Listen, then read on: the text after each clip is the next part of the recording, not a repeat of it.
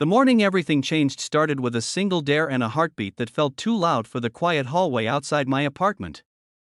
The sun had just climbed above the roofs, spilling pale daylight across the complex, and yet nothing about that ordinary Tuesday felt ordinary.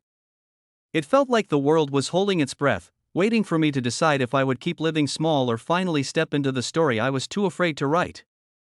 My friend Kai had thrown down the dare like it meant nothing, but as I stood beside my door, palms sweating, breath unsteady, it felt like everything I had quietly carried for years, loneliness, hope, regret, longing, was suddenly demanding to be seen. And then there was her, my neighbor, Avelini Rowan, the woman who somehow made daytime feel brighter just by existing a few feet away. When she opened her door and looked at me, her eyes soft and curious in the sunlit corridor, she said it with a half-smile that made my pulse stutter. "I hope you have a good story to tell. If you believe in kindness, second chances, and brave beginnings, don't forget to like, comment, share, and subscribe to Kindness Chronicles. Your support helps stories like this reach more hearts." From the moment Avelini said those words, I felt myself unravel in slow, unexpected ways. But before I can explain what happened next, I need to tell you how I got there, how someone like me, a quiet landscape photographer with no real sense of adventure left in him, ended up standing in front of a woman like her. Avelini moved into the building 6 months earlier, always seen during daylight hours tending to the balcony plants she kept like treasured family members. She wore soft colors, loose hair, and an expression that carried both gentleness and something else, something like distance, like a story living behind her eyes.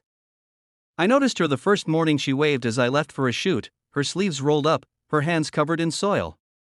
She had smiled like the day had just gotten better simply because she got to greet someone. I didn't deserve a smile like that, but she gave it anyway. I never told anyone, not even Kai, that I admired her from afar. I barely spoke more than polite hellos, always retreating to my apartment with the weight of a past I never figured out how to set down. I was still healing from a broken engagement that ended 2 years earlier, the kind of heartbreak that doesn't fade, it simply settles deeper. My ex-fiancée, Rowan, had left me with quiet doubts I carried everywhere. That I wasn't enough. That I lived too small. That I didn't know how to take risks or fight for a life worth sharing. And maybe she was right, because even after healing, even after moving forward, I found myself stuck in routines that felt safe but suffocating. Kai, however, refused to accept that version of me. He barged into my apartment one afternoon, dropped onto my couch, and declared loudly that he was done watching me live like a carefully folded blanket. He pointed at my balcony, where Avelini was adjusting a small pot of cascading green leaves. "Ask her out," he said, like he was suggesting an easy errand. I laughed, but inside my chest something fluttered painfully, because it was the one thing I knew I wanted but could never dare to do. Kai leaned forward, eyes bright with mischief and challenge. "I dare you," he repeated. And for the first time in a long time, I thought, maybe I don't want to hide anymore. So that's how I ended up in front of her door, sunlight warming the walkway, my heartbeat trying to crawl out of my throat. When I asked if she'd like to go out sometime, I expected confusion or polite decline, maybe even pity. Instead, Avelini tilted her head, her eyes studying me with something I couldn't quite name. She smiled softly, sunlight catching the edges of her hair like a quiet halo. "I hope you have a good story to tell," she said. Then she added, "because I'd like to hear it." And just like that, something inside me opened. We walked to a small daytime cafe around the corner, a place that smelled like warm bread in early mornings. The windows were wide open, letting in the soft breeze that carried the scent of jasmine from a nearby park. It felt peaceful, safe, almost too perfect for someone like me. But Avelini didn't treat the moment like it was fragile. She sat across from me with her hands wrapped around her cup and listened like my words mattered. She asked about my photography, my travels, my past, even the heartbreak I thought would make her pull away. But she didn't. She listened with eyes that stayed steady, focused, and full of empathy. When I asked about her, something shifted in her expression.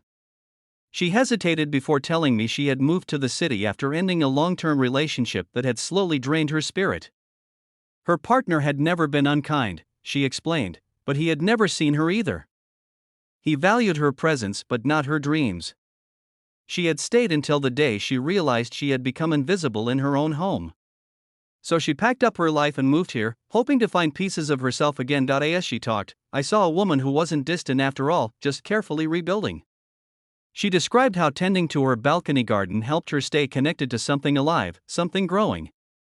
And then she said something that would stay with me forever: plants don't ask for perfection. They ask for light, water, and consistency. I think people are the same. The more she spoke, the more the doubts inside me softened. She wasn't looking for someone flawless, just someone present. Over the next few weeks, daylight became our quiet companion. We met for morning walks, shared late brunches at the park cafe, and exchanged stories while sitting on the warm grass under clear skies. We didn't rush anything, we let the days guide us naturally.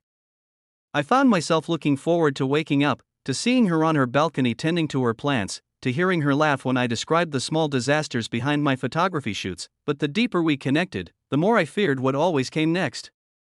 The part where people realized I wasn't as interesting as they hoped. The part where they left. It happened on a bright, breezy Saturday morning. We had planned to visit a small daytime art fair downtown, but I froze. I told her I needed space, that I wasn't sure what I was capable of offering, that I didn't want to disappoint her. I expected her to walk away.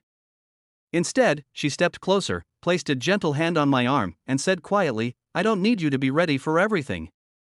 Just stay honest with me. That's enough."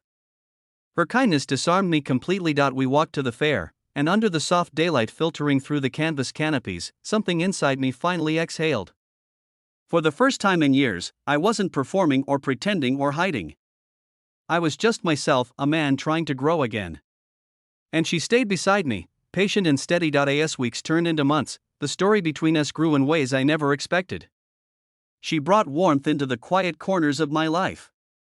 I helped her rediscover parts of herself she thought were gone. Together, we learned to show up gently and consistently. Our moments were slow, deliberate, and soft, not dramatic, not perfect, just real. Then one afternoon, under the blue sky on her balcony, I told her the truth. I told her I had been scared the day I asked her out.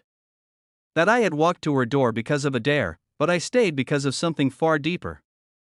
Her expression softened into something beautiful: relief, affection, and maybe even love.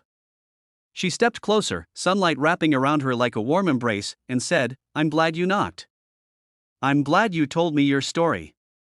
That was the moment I knew I was no longer living small. If this journey touched your heart, please like, share, and stay connected with Kindness Chronicles. Your support keeps these emotional stories alive. And now, before I finish, here's a special request. Comment below what part of this story spoke to you the most. Avellini and I never rushed to label what we were becoming.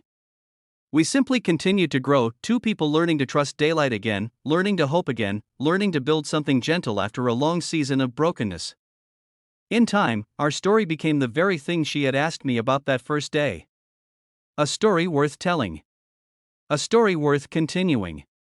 A story that began with a dare, and blossomed into something warm, steady, and beautifully human.